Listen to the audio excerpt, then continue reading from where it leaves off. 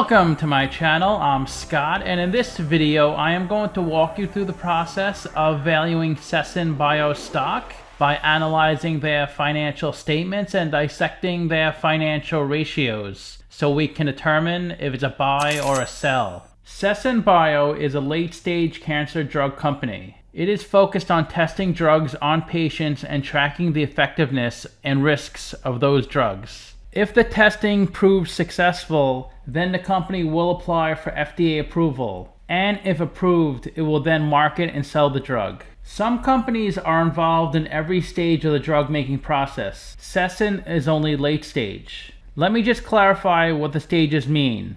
Pharmacokinetics is a study of how the drug moves through the body. Dose ranging is where different doses are tested against each other to see which dose works best and is least harmful. The company's main product is Vicineum. It helps treat NMIBC, which is Non-muscle Invasive Bladder Cancer. It is a targeted fusion protein designed to overcome the effectiveness and safety challenges inherent in existing antibody-drugs. On August 13th, Sesen received a letter from the FDA indicating that it had determined that it could not approve Vicineum in its present form, and provided recommendations for additional data. On October 29th, the company met with the FDA to discuss resubmission. Sesen believes it has a clear understanding of what additional information is required. The company expects to have a meeting with the FDA in early 2022 to discuss the protocol for an additional clinical trial. Merck makes a similar drug called Keytruda that has received FDA approval in March of this year. That is a good sign for this company, since test results on Vicineum and Keytruda were fairly similar. The company is headquartered in Cambridge, Massachusetts, and was founded in 2008. It went public in 2014 and trades on the Nasdaq and Deutsche Börse. Let's get started with the model. This is a micro-cap company, 178 million market cap. They're trading at 89 cents a share, and they have 199 million shares outstanding. Let's look at the financials. The way you value a company is you estimate the free cash flows into the future, and then you discount those numbers back to today's value. That's what we're doing in this video. And free cash flow is cash flow from operations minus capital expenditures. They have negative free cash flow every year since they're really not bringing in much revenue. Net income is the profit or loss on the income statement. It's revenue minus expenses, and that's also negative each year. Revenue is a sales for the company, and they got their first revenue in 2020, 11 million, and then 7 million in the trailing 12 months. This is the company's income statement. The top line is the revenue, the sales. Below that is their operating expenses. These are the expenses to operate the day-to-day business. Revenue minus operating expenses gives you your operating income, which is negative every year. And the bottom line of the income statement is their net income, which is also negative every year. This is the income statement from the latest 10Q. This shows us the third quarter of 2021 versus the third quarter of 2020, and then the first 9 months of 2021 versus the first 9 months of 2020. They did not receive any revenue in the third quarter of 2021. In the first 9 months of 2021, they received 6.5 million of revenue. The 6.5 million is when the company received an IND pursuant to an agreement with a company in China. An IND is when the FDA gives approval to a company to start testing drugs on humans. Drug companies usually receive revenue for hitting certain milestones, even before the drug is FDA approved and sold to anybody. Their R&D expenses in the third quarter were $5 million. This was a decrease from the third quarter of 2020, mainly due to lower technology and manufacturing costs. There was an increase of 1.8 million in regulatory consulting fees and 900,000 in employee-related compensation. There was 600,000 of fees for their marketing authorization application, and that was paid to the drug company Amgen. And they had to make a payment of $500,000 to the University of Zurich. This was a milestone payment for their CRL to the FDA, Complete Response Letter. G&A expenses went from 4 million to 8.7 million. They also doubled from the first 9 months of 2020 compared to the first 9 months of 2021. Part of the increase was marketing commercial expenses of $4 million. This is in preparation for their commercial launch. an increase of $3.4 million in employee compensation and benefits, $1.6 million in legal expenses, $300,000 in professional fees, $300,000 in insurance, and $300,000 in other. They had a $5.5 million restructuring charge in the third quarter. The $5.5 million is made up of $2.7 million with the termination of certain contracts, also $2.8 million in severance and other employee-related costs. They had $32 million of intangible asset charges. The $32 million impairment is from expected delays and lower probability of success for its Vicineum drug. And this all stems from the FDA not approving their BLA, Biologics Letter Application. And the reason they posted a gain is because they had a negative $114 million expense in the change in fair value of contingent consideration. A contingent consideration is the obligation of the buyer to transfer additional assets or equity to the seller of a business if certain conditions are met. So when Sesen acquired Viventia, they had a contingent consideration based off of the future projected sales of Vicineum through December 2033. There was a decrease in the fair value of that contingent consideration of $114 million. And as you know, that was driven by the receipt of a CRL, Complete Response Letter, from the FDA, in which the FDA determined that it cannot approve the BLA for Vicineum in its present form. BLA is the Biologics License Application. It's a request for permission to introduce a biologic product into society. Once Sesen got this BLA, the stock dropped a ton because this is pretty much their only drug. Before the FDA denied the BLA, the projected sales of Vicineum was high, but once they were denied, Sesen had to revise the projected sales and they came down a lot, which means there's less money Sesen's going to give the company that made Vicineum. That's why they had positive net income, because they have to give less money to this company. These are all non-cash items. You'll see in the first 9 months of the statement of cash flows, we're going to reverse out this $52 million.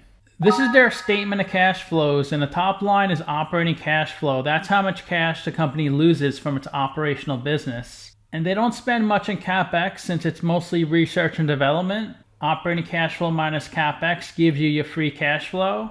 And since they have negative free cash flow each year, they're running their business on capital stock. They issued $58 million in 2018, and $30 million, $38 million, and $200 million. When a company issues common stock, it dilutes the current shareholders. It makes your shares less valuable. This is their operating cash flow section from their 10Q, the first 9 months of 2020 versus the first 9 months of 2021.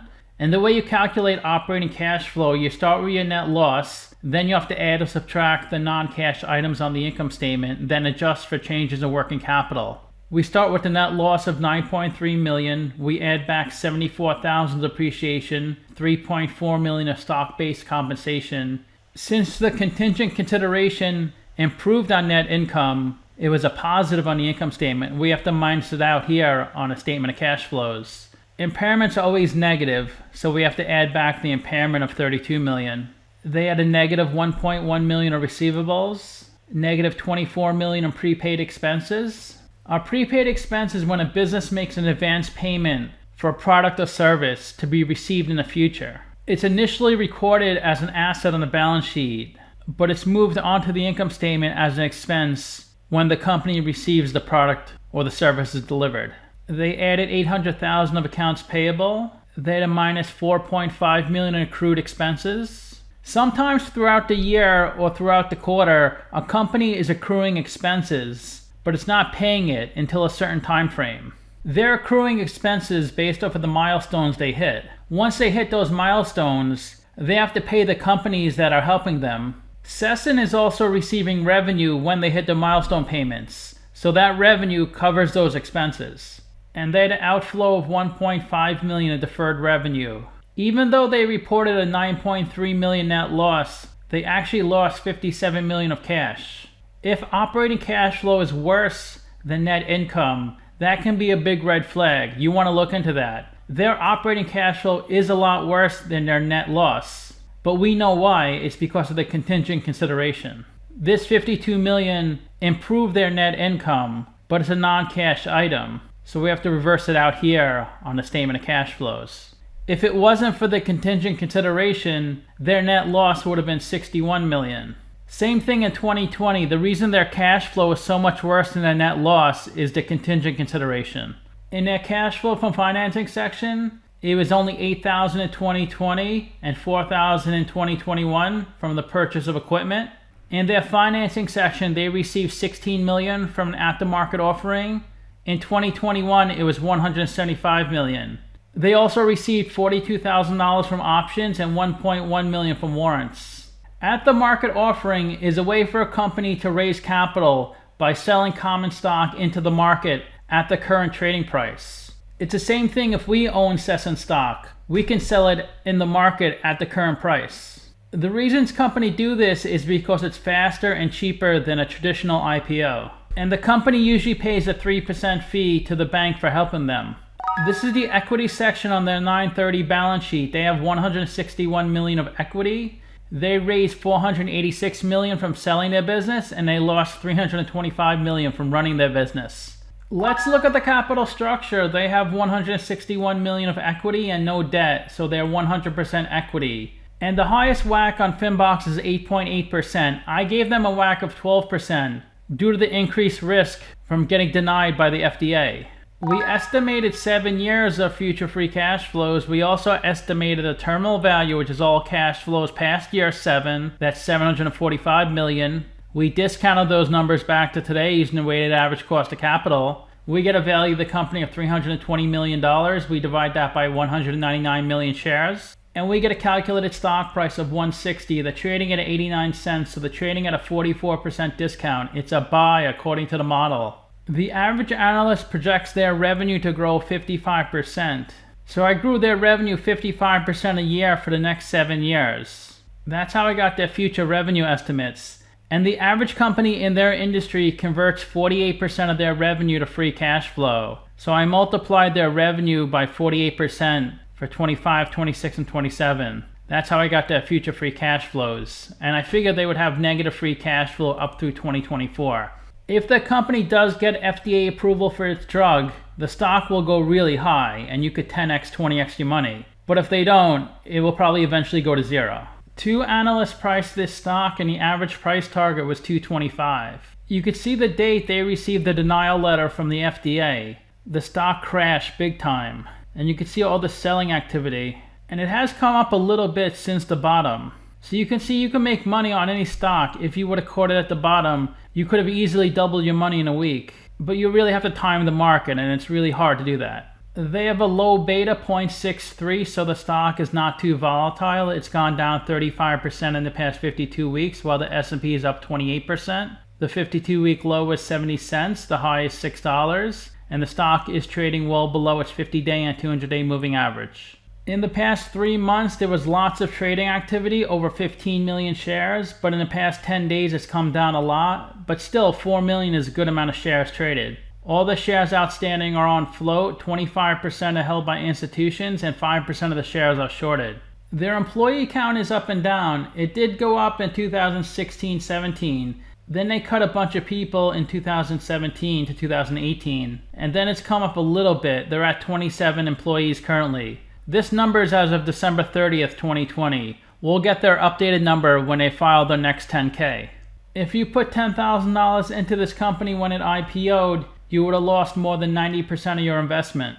The general public owns 3/4 of the stock, and institutions own 1/4. BlackRock is the biggest shareholder at 5.5%. They own 11 million shares. Their value is close to $10 million. Then Vanguard, State Street, 2 Sigma, and Geode. Let's look at their financial ratios. We can't look at the PE since they have negative net income. They don't have much sales, so they don't have a good price to sales ratio. They have a lot of cash on their balance sheet, so they do have a good price to book ratio.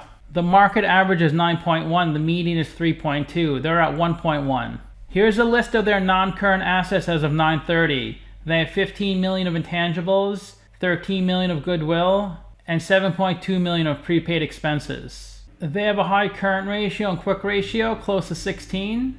They have lots of cash on their balance sheet, 175 million, and they have 24 million of prepaid expenses. So they do seem to have enough capital to get through the next few years. They had negative $65 million of free cash flow in the trailing 12 months, and they have $188 million of working capital, so they have $123 million of funding. The best way to look at ratios to compare them to companies in the same industry, I've done videos of 17 companies in the same industry as Sesen. We can't look at their PE since they have negative earnings. Their price to sales is actually better than average since the average is so poor in this industry. They have a really good price to book. They have a really high current ratio. Their ROE is better than average. The average in the industry is negative 32%. They have no debt, but they're a really small company now, 178 million market cap. That's a little more than the amount of cash they have on their balance sheet. So to summarize, I have them trading at a 44% discount, but really all is dependent on if they can move forward with this one drug they have. You could still make a lot of money swing trading. If you're in for the long haul, you really hope they get FDA approval. I rank their free cash flows 1 out of 10, their revenue 1 out of 10, and their ratio 3 out of 10. So let me know what you think. Give this video a like, subscribe, or comment below. Also, if you'd like to get a custom valuation or just support the channel, you can become a member by clicking on the link in the description below. Thanks for watching.